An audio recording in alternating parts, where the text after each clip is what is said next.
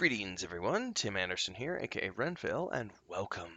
I finally finished The Last Command. It only took me like a month, not quite a month. It took me like 3 weeks or so. I thought I was going to read this over the Christmas holiday, and I started it on like the 13th of December, and I just finished it last night, which is great. Got my new schedule sorted out for the new year, and I'm trying to read every single night from 8 o'clock onwards, no phone in the bedroom or at least on airplane mode, so I'm not distracted. No TikTok, nothing like that at night times, and I'm only reading from 8 p.m. onwards. So I finished off Last Command last night, and I started Nine Princes in Amber, which is the first book in the Chronicles of Amber by Roger Zelazny, which I haven't read in a very long time. One of my favorite series from back in the day. We're going to get to that later. In the meantime, we need to review The Last Command. That's why we're here, right? Need to stop rambling. Before we get going, if this is your first time here, don't forget, if you like this video, smash that like button, leave a comment down below, subscribe to the channel, hit the bell icon, do all of those things. And if you want to join our community, the links are down below. Join our Discord.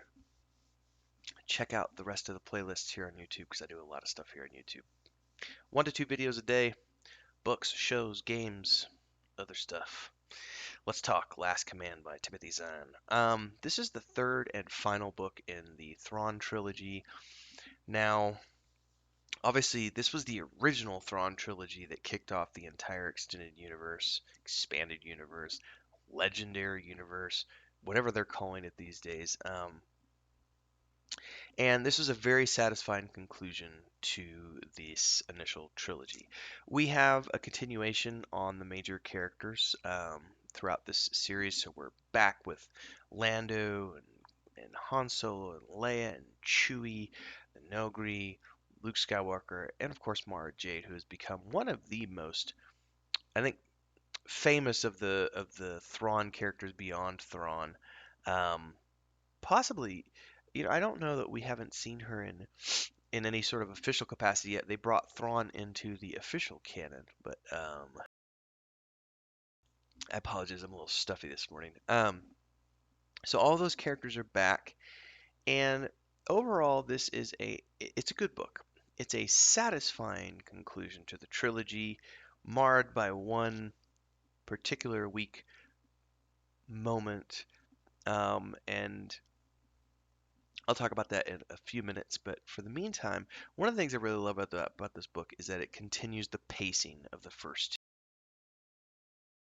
So we have a continuation of, you know, Talon Card and everybody else going around and getting all the smugglers together, and we've got Wedge doing stuff over here. So we have a lot more minor characters showing up in these chapters doing smaller things while the main characters are off doing their thing. So the big reveal, of course, is that Han and Leia break Mara out of prison, and they go off to find Wayland with Luke. Because their whole theory is we're going to do what we did on Endor. We're going to take a small strike team, and we're going to go in and we're going to take out their base of operations, and that'll end the war.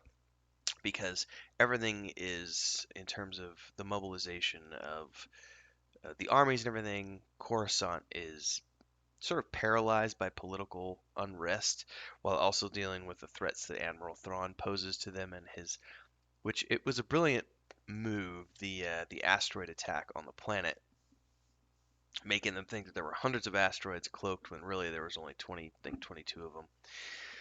So all of that was really, really good. One small thing that I don't like about this book, it didn't stop me from giving it a 5-star review. I still give this a 5-star review over on Goodreads, just because I think it deserves that. Um, the ending for Thrawn himself is very weak, I felt. It's a personal opinion only. The ending fight scene between Mara Jade, George Kaboth, and Luke Skywalker is extremely satisfying. Like, that plays out over a couple few chapters, and it's a really cool fight scene. Han and Leia show up, so they're involved in it as well. And you've got this crazy dark Jedi trying to get all of these other Force-sensitive people to become his slaves. And I also love how, you know, his version of the Empire isn't the same as the Emperor's was. He's not just satisfied with control of planets and systems. He wants to control the minds. And I like how they portrayed that in one of the chapters where he took over the mind of one of the captains. But then as soon as he got into the base and he was cut off from the Smari, I always forget how you pronounce those animals, but they're the ones that make the Force sensitives. They cut off the Force. Anyway, and then once this connection is severed, the guy just dies because his brain was taken over. And so he's trying to do that with Luke and Mara, but then at the same time, he's got control of these cloning facilities. And so in his mind, he's going to if Mara and Luke and Leia won't serve him in their current form, he'll just clone them and and take them out. And of course, we have Luke facing off against a clone of himself.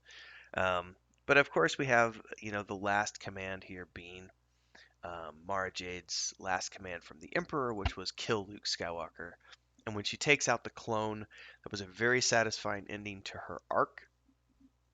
It also sets up the ending of Jorah Scaboth, and that's very satisfying. But the Thrawn ending is the one where it's like it just happens so quickly because it's like one moment we're in a fight scene and we've got the rebels and the smugglers banded together to sort of create this this distraction during the fight, which gives them a little bit of an edge.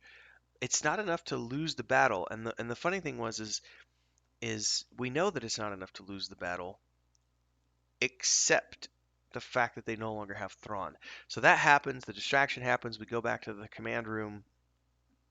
Thrawn is sitting there talking with what is it, Captain Palion, and they see the move that the smugglers and the New Republic are doing together, and Thrawn says it's not enough to lose the battle, it's just a small thing, no big deal. And then his Nogri bodyguard stabs him in the chest and bails.